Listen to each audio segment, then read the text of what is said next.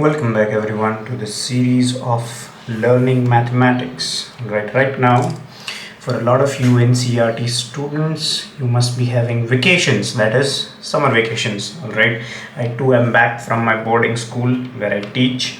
Alright, and for the students who are approaching board exams, I am going to prepare a playlist of mathematics where I'll provide solutions to all the textbook questions along with explanations. Alright, now I will try to make it as easy as possible, as student friendly as possible, because the language that I choose to teach in is English. Now I agree that a lot of you might find it comfortable to learn in Hindi or any other vernacular.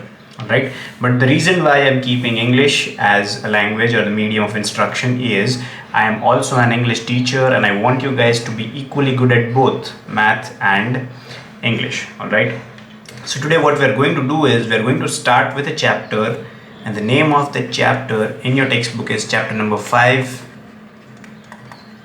Arithmetic, Progression. Okay, now as the word itself suggests, progression, something that progresses.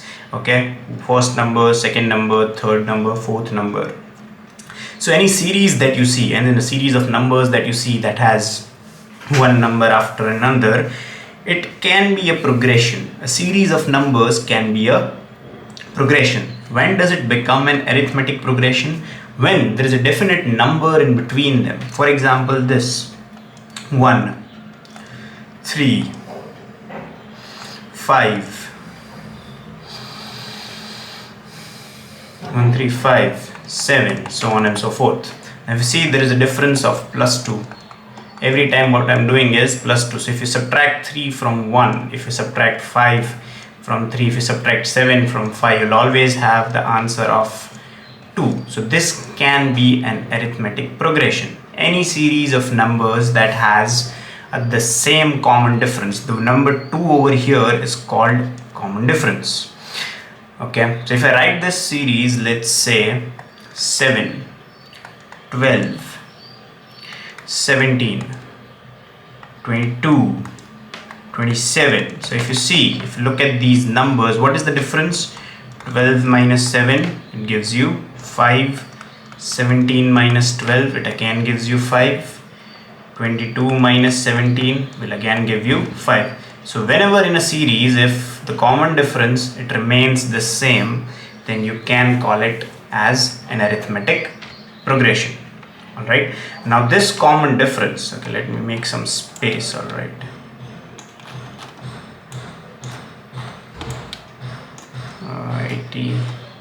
okay, now this common difference that you see, there are three things that you must keep in mind while understanding this concept of arithmetic progression. Number 1 is general term. I'm obviously going to explain all of these things. Then there is first term, and then there is common difference. Okay, if you understand these three things fairly well, the chapter becomes easy. There definitely will be some word problems towards the end that will test your deeper understanding of arithmetics, but I will give you the solution to each and every question, so you can stay assured.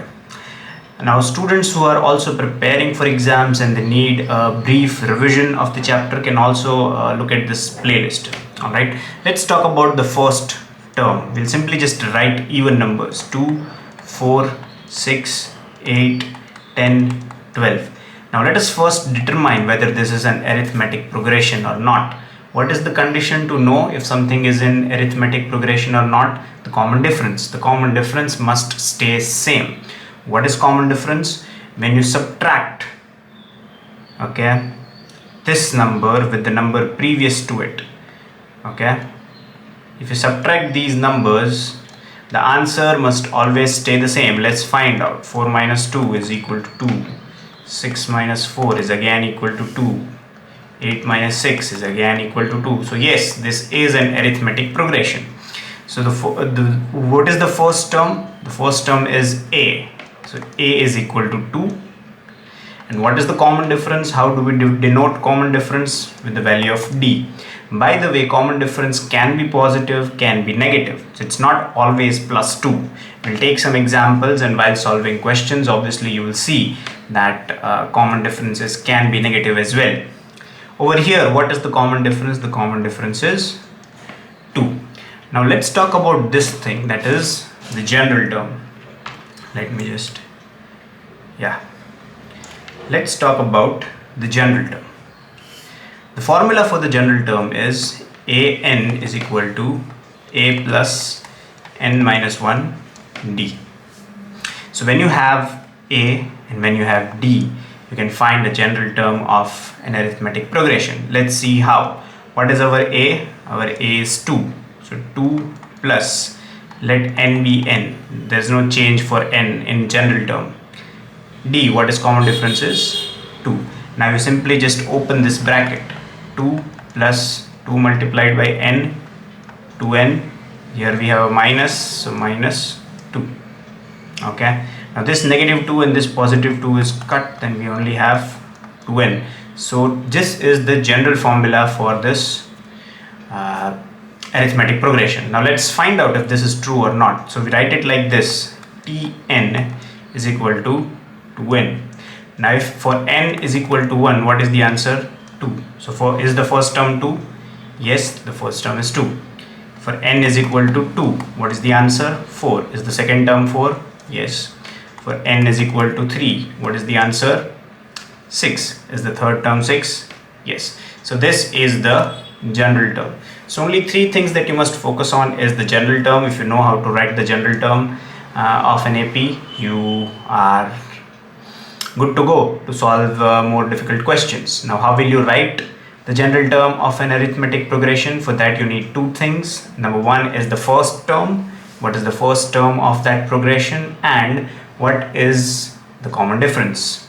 Okay, so all you need to know about an AP is the first term, the common difference, and the general term. In the next video, we start solving the exercises from your textbook.